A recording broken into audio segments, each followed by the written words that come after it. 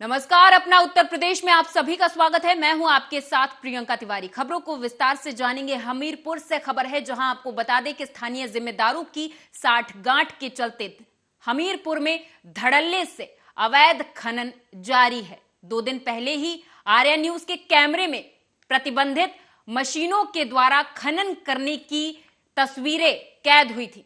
बता दें आपको कि जलधारा में भारी भरकम गड्ढे बनाकर अवैध खनन किया जा रहा है।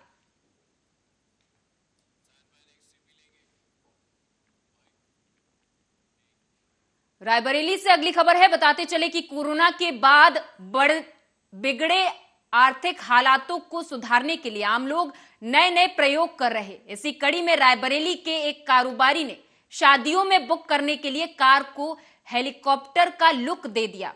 हेलीकॉप्टर जैसी दिखने वाली ये कार हवा में तो नहीं उड़ेगी, लेकिन इसमें बैठने पर फील किसी चॉपर वाली ही आएगी। दरअसल इसकी छत और टेल पर जो फैन लगे हैं उसकी आवाज और इसमें लगाई गई लाइट्स हेलीकॉप्टर से मैच करती है।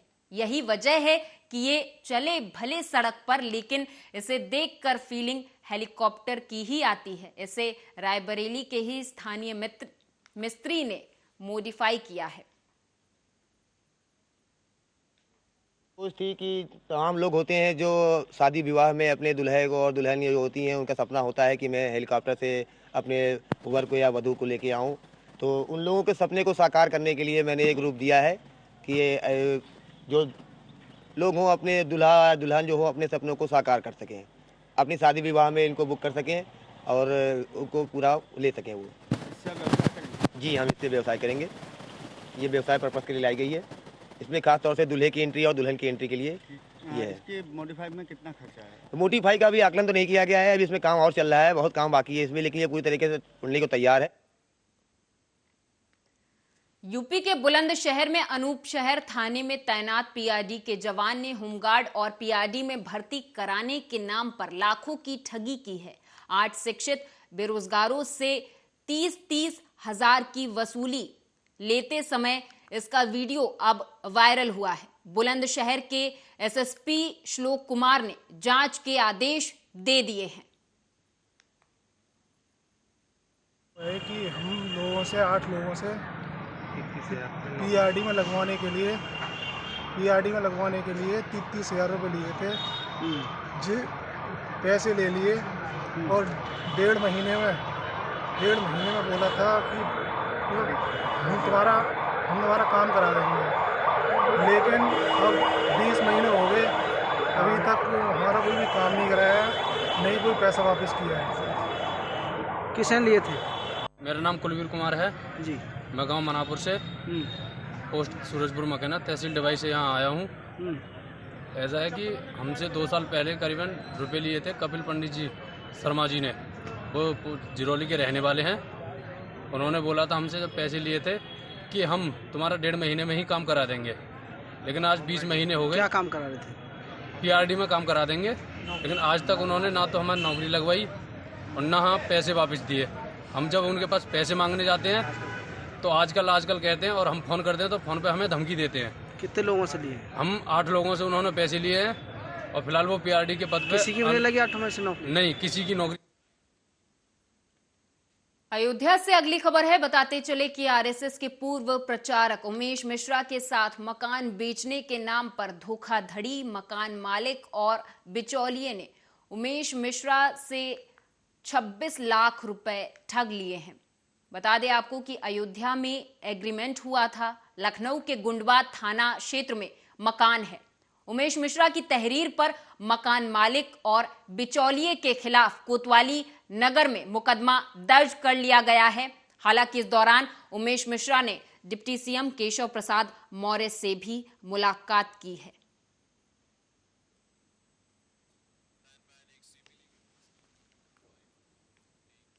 भारत के प्रथम और पूर्व प्रधानमंत्री पंडित जवाहरलाल नेहरू जी का 133वां जन्मदिन बड़े ही धूमधाम से मनाया गया। इस मौके पर जिला कांग्रेस कमेटी मथुरा जिलाध्यक्ष चौधरी भगवान सिंह वर्मा एडवोकेट के नेतृत्व में सेठ बड़ा स्थित जिला कांग्रेस कार्यालय और महानगर कांग्रेस कमेटी महानगर अध्यक्ष पंडित मदन मोहन शर्मा के नेतृत्व में होली गेट चौराहे पर स्थित कांग्रेस महानगर कार्यालय पर सभी कांग्रेस पदाधिकारी और कार्यकर्ताओं ने भारत के पहले और पूर्व प्रधानमंत्री पंडित जवाहरलाल नेहरू जी के चित्र पर पुष्प अर्पित किए, उन्हें याद कर नमन किया। मथुरा द्वारा जिला कांग्रेस कार्यालय पर पूर्व प्रधानमंत्री परम श्रद्धेय कांग्रेस के पूर्व राष्ट्रीय अध्यक्ष परम श्रद्धेय जवाहरलाल नेहरू जी का आज 133वां जन्म दिवस कांग्रेस पार्टी ने बड़े धूमधाम से मनाया और कांग्रेस के कार्यकर्ताओं ने प्रतिज्ञा ली कि सन 24 में कांग्रेस को पुनः केंद्र सरकार में लाएंगे और जातिवाद, धर्मवाद और भाईवाद सबको लड़ाने वाली सांप्रदायिक शक्ति भाजपा सरकार को उखाड़ फेंकने के लिए कांग्रेस के कार्यकर्ता दृढ़ संकल्प है। जिला कांग्रेस कमेटी रायबरेली के खीरो थाना क्षेत्र के अंतर्गत कस्बे में अनियंत्रित तेज रफ्तार रोडवेज बस ने बाइक सवार चाचा भतीजे को जोरदार टक्कर मार दी। रोडवेज बस की टक्कर से बाइक सवार दोनों युवक गंभीर रूप से घायल हो गए, जिन्हें आनन फानन में स्थानीय लोगों की मदद से अस्पताल ले जाया गया, जहां उनका इलाज जारी है। क्या है कि दो हमारे पास केस आए हैं, आरटीए केस है, जिसमें एक उमेश पिता का नाम संतोष कुमार, ग्राम अतरहर, थाना खीरो, जिला रायबरेली, 18 साल का लड़का है, एक्सपायर्ड है। और एक और है पेशेंट, इसका नाम अभिषेक कुमार, पिता का नाम है ब्रह्मदत्त, अतरहर घर है, 25 साल उम्र है। इनका भी दाहिना पैर टूटा हुआ है, सर में चोटें हैं, इनका भी स्थिति ठीक नहीं है। इनको प्राइमरी नाम पप्पू कहाँ रहते हैं? कौन है आपके जो एक्सीडेंट हुआ? एक भाई एक भतीजा। क्या नाम है इसका? जो ये इनकी कैसी है तबीयत? क्या बताइए। और वो जो है उनका क्या नाम है?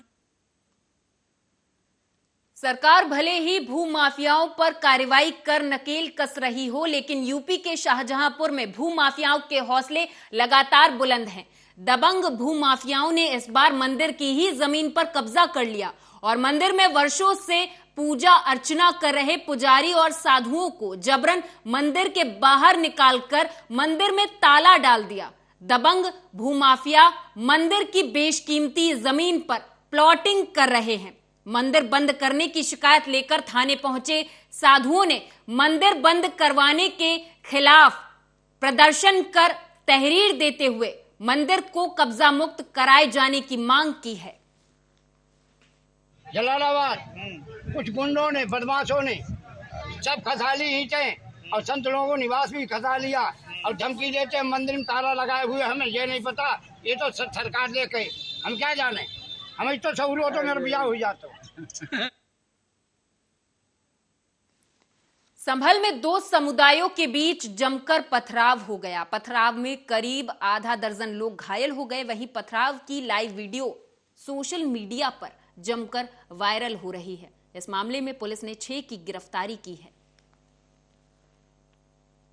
थाना बनियाठेर के ग्राम मझावली में आज दोपहर 2 पक्षों में विवाद हुआ एवं कहा सुनी हुई, जिसके पश्चात शाम को एक पक्ष द्वारा दूसरे पक्ष के ऊपर पथराव किया गया, जिसके फलस्वरूप कुछ लोगों को चोटें आई हैं। मजलूमों को मेडिकल कराते हुए तहरीर के आधार पर अभियोग पंजीकृत कर लिया गया है। साथ ही नामित 6 व्यक्तियों को गिरफ्तार कर लिया गया है। साथ ही अन्य नामित व्यक्तियों को शीघ्र ही गिरफ्तार करते हुए प्रकरण में कठोर विधि कार्रवाई सुनिश्चित की जाएगी। थाना मथुरा से अगली खबर है। बता दें कि पुलिस और बदमाशों के बीच मुठभेड़ हो गई है, जिसमें एक बदमाश को गोली लग गई। हालांकि पुलिस ने 2 शातिर लुटेरों को मुठभेड़ के दौरान गिरफ्तार कर लिया है। आज कोसीकला थाने की पुलिस को यह सूचना मिली थी कि फ्रिज लूट से संबंधित 2 अभियुक्त गोपाल बाग सर्विस रोड से होकर के किसी अन्य वारदात की फिराक में गुजरने वाले हैं। इस पे पुलिस के टीम के द्वारा वहां पे चेकिंग लगाई गई। पुलिस को एक मोटरसाइकिल पे 2 व्यक्ति आते हुए दिखाई दिए। उनको पुलिस टीम के द्वारा रुकने का इशारा किया गया तो उनके द्वारा पुलिस पर फायर किया गया। पुलिस के द्वारा भी आत्मरक्षार्थ फायर किया गया। ये इसमें एक अभियुक्त जो कि फ्रिज लूट से संबंधित था, सलमान उर्फ कंजा, को गोली लगी हुई है, जिसको कि नजदीकी CHC पे भर्ती कराया गया है तथा एक अन्य अभियुक्त राहुल। गुजरात चुनाव की रणभेरी बज चुकी है। चुनाव के ऐलान के बाद से ही राज्य में चुनावी सरगर्मियां तेज हो गई हैं। सूबे में पीएम मोदी और अमित शाह के लगातार दौरे ने राज्य को चुनावी रंग में रंग दिया, तो वहीं आम आदमी पार्टी ने भी चुनाव प्रचार में अपनी पूरी ताकत झोंक दी। इसी से जुड़ी हमारी ये रिपोर्ट है, आप भी देखिए।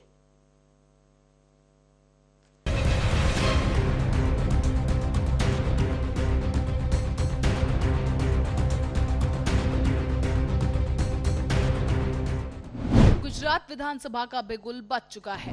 राज्य की कुल 182 सीटों के लिए 2 चरणों में वोट डाले जाएंगे। 1 दिसंबर को पहले चरण में राज्य की 89 सीटों पर चुनाव होंगे, तो वहीं 5 दिसंबर को दूसरे चरण में 93 सीटों पर मतदान होगा। पहले चरण में सौराष्ट्र कच्छ और दूसरे चरण में दक्षिण गुजरात में वोटिंग होगी और नतीजे 8 दिसंबर को जारी किए जाएंगे। चुनावी घोषणा के साथ ही राज्य में चुनाव आचार संहिता भी लागू कर दी गई है। अब गुजरात में अब तक बीजेपी और कांग्रेस के बीच आमने सामने का कड़ा मुकाबला होता रहा है, लेकिन आम आदमी पार्टी के बीच चुनावी मैदान में कूदने से संघर्ष त्रिकोणीय नजर होता आ रहा है। बीते दिनों हुए नगर निगम में चुनावी जीत से उत्साहित आम आदमी पार्टी ने राज्य में विधानसभा की सभी सीटों पर चुनाव लड़ने का ऐलान कर दिया है। चुनाव के ऐलान के बाद से ही बीजेपी और आप में जुबानी जंग भी तेज हो गई। सूरत में जनसभा को संबोधित करते हुए केंद्रीय गृह मंत्री ने कहा कि राज्य को विकसित बनाने के लिए बीजेपी और पीएम मोदी की बड़ी भूमिका है। साथ ही उन्होंने ये भी कह दिया कि किसानों के लिए सरकार ने पहले तो किसान सम्मान निधि योजना लाई, जिससे किसानों को राहत दी जा सके, और कपास के दामों में सरकार ने अन्य सरकारों की तुलना में ज्यादा बढ़ोतरी की है। अब गृह मंत्री ने केजरीवाल पर हमला बोलते हुए कहा कि गुजरात की जनता सपने बेचने वालों को कभी स्वीकार नहीं करेगी। साथ ही गृह मंत्री ने दावा भी किया है कि राज्य में एक बार फिर बीजेपी की ही सरकार बनेगी।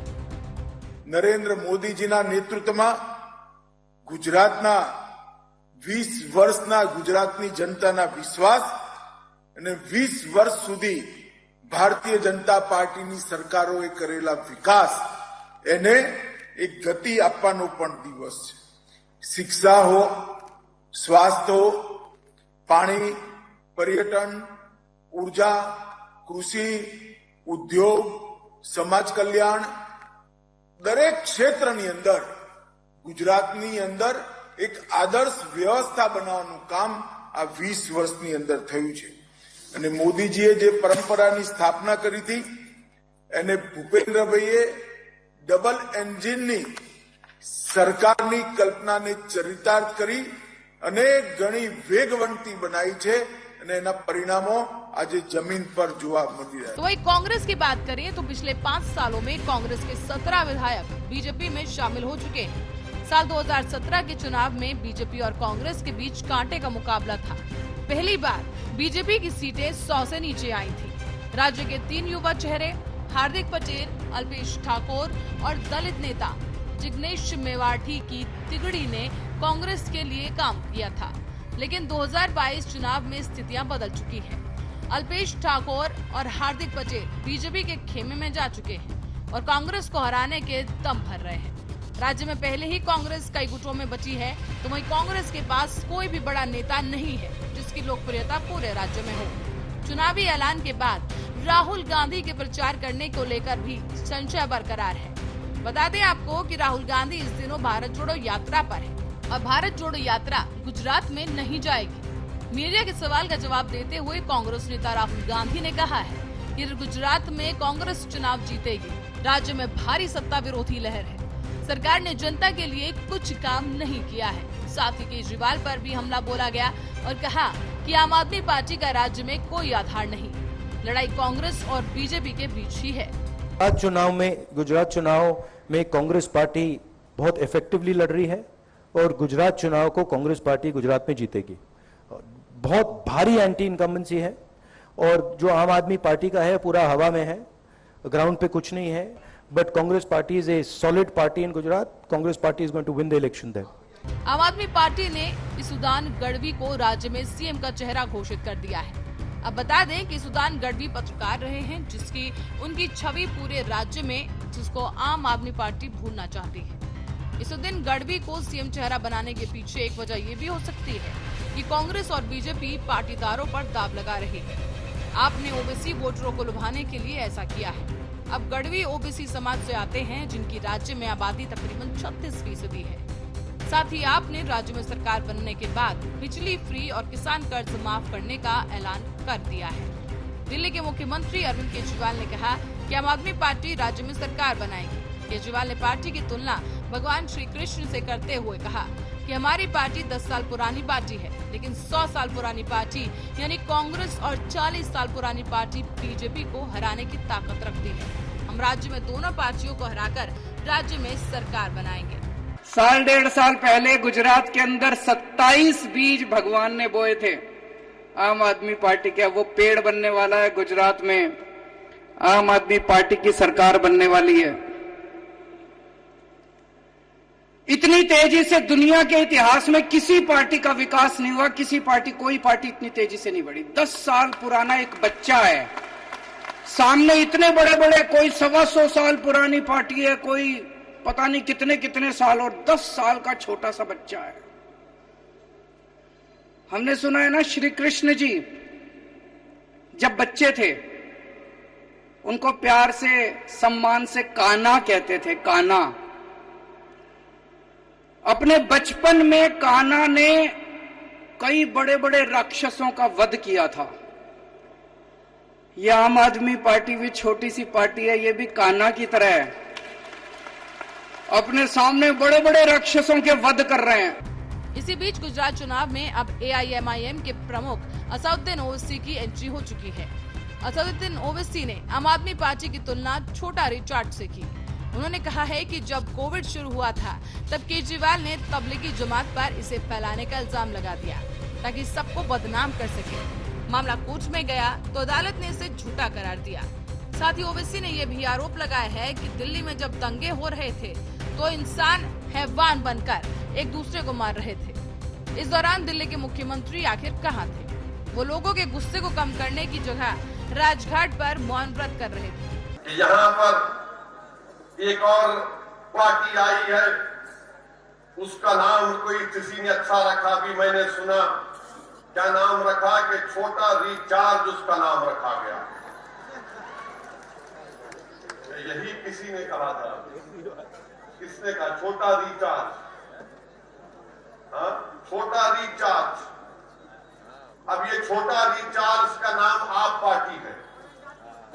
ये छोटा रिचार्ज जो है, जब दिल्ली में पहली कोविड शुरू हुआ था तो उस वक्त तबलीगी जमात पर इल्जाम लगा दिया गया कि इनकी वजह से कोविड फैला।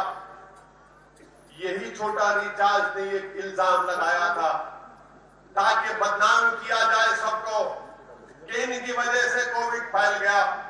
मामला कोर्ट में गया तो कोर्ट ने कहा सब झूठा इल्जाम है। ये जो आप पार्टी आई है अब इलेक्शन लड़ने के लिए, पूछिए इनसे। जब दिल्ली में दंगे हो रहे थे, लोग इंसान नहीं बल्कि हैवान बनकर एक दूसरे को मार रहे थे, घरों को जला रहे थे, तो ये दिल्ली का मुख्यमंत्री कहां था? लोगों की गुस्से को कम करने के बजाय वो दिल्ली के राजघाट पर जाकर मौन व्रत बैठ गया। राज्य पूरे चुनावी माहौल में सरोबोर हो चुका है। आरोप प्रत्यारोप का दौर भी शुरू हो गया है। नेता एक दूसरे पर तीखे वार करने से नहीं चूक रहे। तो वहीं बात करें बीजेपी के सामने अपने 27 साल से चली आ रही सत्ता को बचाए रखने की चुनौती है। तो वहीं आम आदमी पार्टी नगर निगम चुनाव में मिली जीत से राज्य में सरकार बनाने का दावा कर रही है। साथ ही राज्य में सत्ता का सूखा झेल रही कांग्रेस को भी इस चुनाव से बड़ी आस है। अब देखना ये होगा कि गुजरात की जनता सत्ता की चाबी किसको देती है और कौन गुजरात का नया सरदार होता है। Special report Aryan.